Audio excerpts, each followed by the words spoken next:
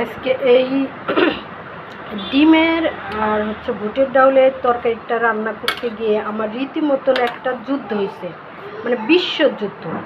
দুইটা বাচ্চা নিয়ে এত কষ্ট করে যে এই তরকারিটা আমি রান্না করলাম, আপনারা সবাই ভাববেন যে তাই এমন কি না, আমার জন্য বিশ্বযুদ্ধ আমি জয় করলাম এই তরকারিটা শেষ পর্যন্ত রান্না করে।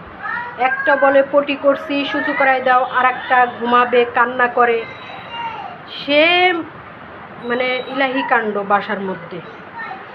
তরকারিটা রান্না করার পরে ঘর মোছা, কত কাজ, তাদের গোসল করা, খাওয়ানো, কিন্তু সারাদিন পরে আমার হাজব্যান্ড এসে বলবে যে কি করছো বাসায় বসে কি করলা তুমি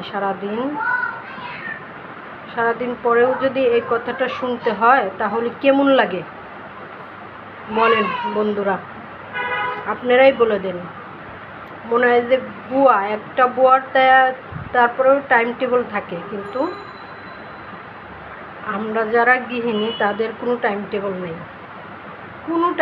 নেই, অল টাইম তাদের কাজ করতে হবে, এটা করতে হবে, ওটা করতে হবে, বাচ্চা কাচ্চা সামলাইতে হবে, আরও কত কি।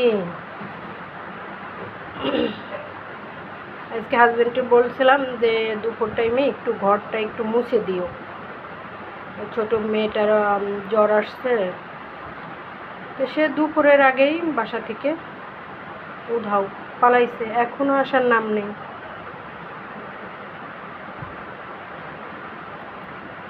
তার মারা শুনলে বলবে যে বাচ্চা কি, আমার বেটাকে আমি কষ্ট করে পালছি তোমার ঘর মুছে দেওয়ার জন্য, কিন্তু আমার বাবা মা কি আমাকে এখানে দিয়েছে কি অনলাইন থেকে অর্ডার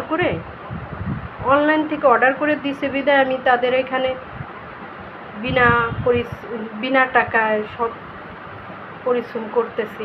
এটি কি আমার কষ্ট হয় না? ওদের কষ্ট বৃথা, সম্পূর্ণই বৃথা, টাকা ছাড়া। বুয়া আসে, টাইম মতন জায়গা, আর আমাদের কোনো টাইম নাই। যখন তখন হুকুম করবে, সেই হুকুম মতন কাজ করতে হবে। এদের জীবনটাই হয়েছে কষ্টের। কথায় আছে না, কষ্ট করা জীবন যাদের তাদের আবার কষ্ট কিসের। আসলে আমাদের কষ্ট দেখার মতন মানুষ নেই।